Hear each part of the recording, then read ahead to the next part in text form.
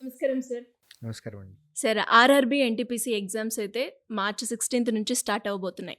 And especially ఇంకా చూసుకుంటే ఒక 1 వీక్ ఉంది. సో, ఈ 1 వీక్ గ్యాప్‌లో చాలామంది స్టూడెంట్స్ మీరెప్పుడూ చెప్తూ ఉంటారు. మనం కనుక ఒక స్ట్రాటజీతో కనుక ఎగ్జామ్ రాస్తే ఖచ్చితంగా ఆ ఎగ్జామ్‌ని క్రాక్ చేస్తాము అని. సో, ఈ 1 వీక్‌లో మనము ఎలా ప్రిపేర్ అవ్వాలి? ఎగ్జామ్‌ని ఎలా అటెండ్ చేయాలి? ఎలాంటి స్ట్రాటజీని ఫాలో అవ్వాలి అంటారు? ఫస్ట్ ఎగ్జామ్ రాయబోతున్నటువంటి స్టూడెంట్స్ మార్చి 16న ఫస్ట్ డే కాబట్టి వారు చేయాల్సింది ఏంటంటే మనకి ఇందులో 3 సెక్షన్లు ఉంటాయండి. హ్మ్. Maths, arithmetic, general intelligence, general science. 30, 30, 40 combination. Total 100 questions. Railway ఎగ్జామ్లో ఉన్నటువంటి అన్నిటికంటే ఇంట్రెస్టింగ్ కొన్ని ఇందులో ఉన్నాయండి. ఒకటి 100 క్వశ్చన్స్కి మనకి 90 మినిట్స్ టైం, 1.5 అవర్ టైం. హ్మ్. మిగిలిన ఎగ్జామ్స్ తోటి కంపేర్ చేస్తే చాలా ఎక్కువ టైం వచ్చినట్లు. ఓకే. హ్మ్. మిగిలిన వాటిల్లో అయితే 100 క్వశ్చన్స్కి 1 అవరే టైం ఉంటుంది. బట్ ఇక్కడ 1.5 అవర్ ఉంది. First point. రెండో అడ్వాంటేజ్ ఇంగ్లీష్ అనేది లేదు ఇందులో. హ్మ్. మూడోది కేర్ఫుల్గా ఉండాల్సింది 1/3 నెగిటివ్ ఉంటుంది. హ్మ్. మిగిలిన వాటిలో 1/4. ఇక్కడ కేర్ఫుల్గా ఉండాల్సింది నెగిటివ్ మార్కింగ్ దగ్గర. 100% తెలుసు అంటేనే పెట్టాలి, లేకపోతే పెట్టకూడదు. నాలుగోది రైల్వే ఎగ్జామ్స్లో సెక్షనల్ కట్ ఆఫ్ లేదు, ఓవరాల్ కట్ ఆఫే ఉంది. ఓకే. ఆహా! ఇంపార్టెంట్ పాయింట్ ఇది. యెస్. ఇందులో నుంచి స్ట్రాటజీ వస్తుంది. నెక్స్ట్ ఫిఫ్త్ పాయింట్, రైల్వే ఎగ్జామ్స్లో 90 మినిట్స్లో సెక్షనల్ టైం లేదు. ఈ 90 మినిట్స్ని మనకి ఎలా కావాలంటే అలా వాడుకోవచ్చు. ఇది కూడా ఇంపార్టెంట్. ఇందులో నుంచి స్ట్రాటజీ వస్తుంది. సో సెక్షనల్ కట్ ఆఫ్ లేదు, సెక్షనల్ టైం లేదు కాబట్టి ఫస్ట్ డే ఎగ్జామ్ రాసేవాళ్ళు మాత్రం 3 సెక్షన్లుగా మనకున్నట్లయితే ఇందులో ఏ సెక్షన్లో మన స్ట్రాంగ్ ఏరియా ఉందో మనం ఐడెంటిఫై చేయాలి. జనరల్గా అందరికీ majority I can say 99% of ఆస్పిరెంట్స్కి general intelligence and reasoning is cake walk. 30 క్వశ్చన్స్లో 1 or 2 కొంచెం ఇబ్బంది పెట్టే ఉండొచ్చేమో తప్ప, but majority questions 99% of aspirants చేయగలిగేలానే ఉంటాయి. క్వశ్చన్స్ కూడా బాగుంటాయి. దాని నుంచి ఎక్కువ స్కోర్ తీసుకురావడానికి ట్రై చేయండి. అందులో గ్రూప్ క్వశ్చన్స్, పజిల్ లాంటిది ఏదైనా వచ్చిందని, హ్మ్. తర్వాత క్రిటికల్ రీజనింగ్ క్వశ్చన్స్ ఉంటాయి. సెట్గా వస్తాయి, ఒక్కటి రాదు, వస్తే 2, 3 అట్లా వస్తాయి. సీటింగ్ అరేంజ్మెంట్ ఉంది, దాని నుంచి కూడా ఇట్లా గ్రూప్ క్వశ్చన్స్ ఉంటాయి. ఇవి ఫస్ట్ హైయెస్ట్ ప్రియారిటీ ఇచ్చుకుంటే కొంచెం ఎఫర్ట్ పెడితే ఎక్కువ మార్కులు వచ్చేస్తాయి. Next arithmetic and mathematics. వీటికి సంబంధించి ఫస్ట్ ఆఫ్ ఆల్ ఫార్ములాస్ మనకి ఇంపార్టెంట్. ప్యూర్ మ్యాథ్స్లో బేసిక్ ప్రిన్సిపల్స్ ఉంటాయండి. ట్రయాంగిల్ ప్రిన్సిపల్స్ ఏంటి, తర్వాత వాల్యూమ్స్కి సంబంధించిన ఫార్ములాస్ నేర్చుకోవటము, ప్రిజమ్కి సంబంధించినవి, కోఆర్డినేట్ జామెట్రీ, ఇట్లా మ్యాథ్స్ మొత్తాన్ని, ఫార్ములాస్ని, ప్రాపర్టీస్ని ఒక్కసారి రివిజన్ చేసుకోవాలి. అర్థమెటిక్ కూడా అంతే.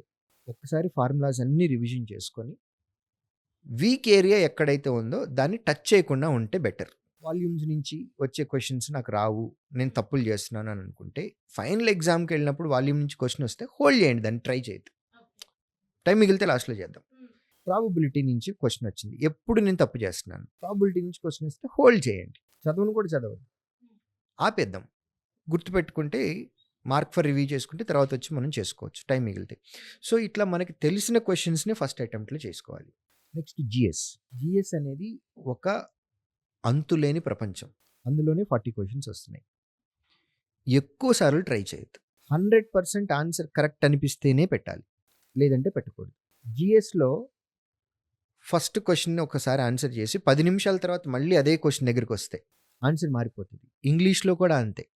సో ఒక క్వశ్చన్ ఒక్కసారే చదవాలి, కరెక్ట్ అని తెలిస్తేనే, 100% అని తెలిస్తేనే పెట్టాలి. కొంచెం అటు ఇటుగా అనిపిస్తుంది అన్నా సరే పెట్టద్దు, ఎందుకంటే 1/3 నెగిటివ్ మార్కింగ్ ఉంది, చాలా ఎక్కువ నెగిటివ్ మార్కింగ్. మీకు 100% తెలిస్తేనే పెట్టండి. జిఎస్ నుంచి ఎక్కువ క్వశ్చన్ తెచ్చుకోవాలి అనే ఈ కంగారులో మిస్టేక్స్ ఎక్కువ చేస్తూ ఉంటారు. ఈ లాస్ట్ 1 వీక్ టైం ఉంది కాబట్టి రోజంతా జిఎస్ చేయటం మొదలు పెడతారు. మార్కుల ఆధారంగా టైం కేటాయించండి. ఎవ్రీడే మాక్ టెస్ట్ రాయాల్సిందే. ఇప్పుడు ఓకే. మాక్ టెస్ట్ మాత్రం ఆపద్దు, ఎందుకంటే అది మీ స్పీడ్ని ఇంక్రీజ్ అంటే చేస్తుంది. ఎగ్జామ్ అయ్యే వరకు సార్? ఎగ్జామ్ ఎంత వరకు, మీ ఎగ్జామ్ ఏ రోజు ఉంటే ఆ రోజు వరకు ఎవ్రీడే మాక్ టెస్ట్ రాయాల్సిందే. కుదిరితే 2 రాయండి, స్పీడ్ ఇంక్రీజ్ చేస్తుంది, రీడబిలిటీ పెంచుతుంది, క్వశ్చన్ ఎలిమినేషన్ ఎలాగ చేయాలి అనేది కూడా నేర్పిస్తుంది మనకి. అది కాకుండా మిగిలిన టైంలో ఒక 10 గంటలు మీరు ప్రిపరేషన్ పెట్టాలి అని అనుకుంటే మార్కుల ఆధారంగా టైం కేటాయించండి. 3 గంటలు maths and reasoning, maths and arithmetic, 3 గంటలు రీజనింగ్కి, 4 గంటలు జిఎస్కి, రీజనింగ్‌లో మొత్తం నేర్చేసుకున్నాం. మాకు ఈ టైంలో 3 గంటలు అక్కర్లేదు. గంట సరిపోతుంది. ఆ మిగిలిన 2 అవర్స్ మార్కులు ఎక్కడైతే గ్యారంటీగా పెంచుకోగలము అని అనుకుంటామో ఆ సబ్జెక్ట్‌కి పెట్టండి. మ్యాథ్స్ అండ్ అర్థమెటిక్, రీజనింగ్ ఉంది అని అనుకోండి. క్వెషన్ సాల్వ్ చేసిన తర్వాత ఇది కరెక్ట్ అని మనం చెప్పొచ్చు. అదే జీఎస్ అనుకోండి. ఇది కరెక్ట్ అని చెప్పగలరా? ఆన్సర్ పెట్టండి. లేకపోతే పెట్టద్దు. హుహు.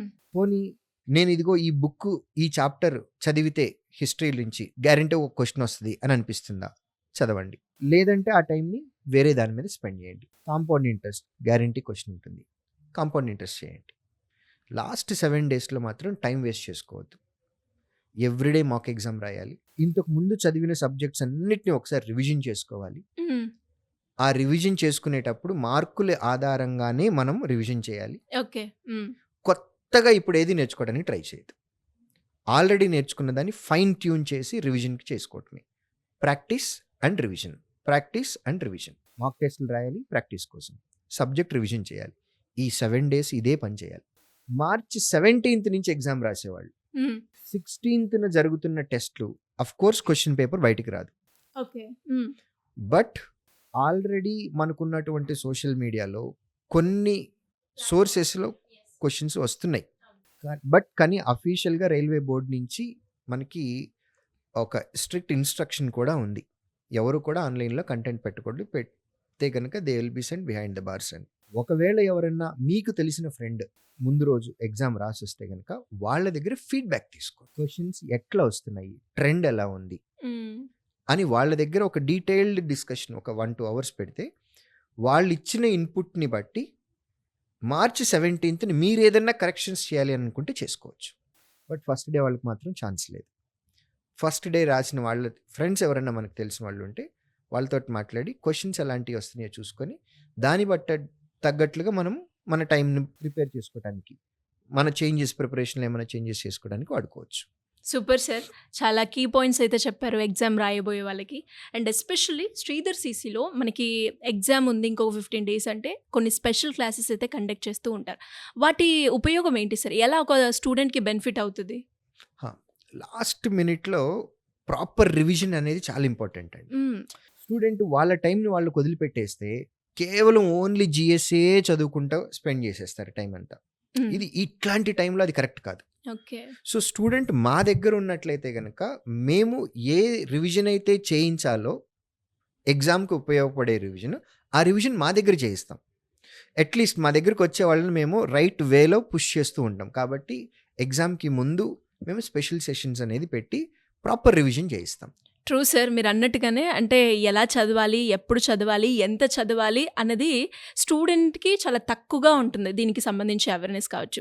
అండ్ రీసెంట్‌గా కూడా నేను ఈ స్పెషల్ క్లాస్ కండక్ట్ చేస్తున్నారు అని వెళ్ళినప్పుడు నాకు అర్థమైంది. సో, అదే వ్యూయర్స్ కూడా అర్థం అవ్వాలి అని అడిగాను. అండ్ చాలా మంచి సెషన్స్ అయితే కండక్ట్ చేస్తున్నారు సార్. ఇంకా ఎవరైనా కూడా శ్రీధర్ సీసీలో జాయిన్ అవ్వాలి, నేను గవర్నమెంట్ జాబ్ కొట్టాలి అనుకున్న స్టూడెంట్స్‌కి అండ్ అలాగే ఇటు పేరెంట్స్‌కి కూడా ఎవరైనా కూడా మిమ్మల్ని అప్రోచ్ అవ్వాలి అంటే ఎలా ఉంటుందంటారు? ఏపీ, తెలంగాణ ఆఫ్‌లైన్ సెంటర్స్ ఉన్నాయండి. 14 సెంటర్స్ ఉన్నాయి మొత్తం. వారికి దగ్గర వెన్యూ ఏదైతే చూసుకొని విత్ పేరెంట్స్, స్టూడెంట్ వెళ్ళి పర్సనల్‌గా మా కౌన్సిలర్స్ తోటి మాట్లాడొచ్చు. ఫుల్ డీటెయిల్స్ ఇస్తారు.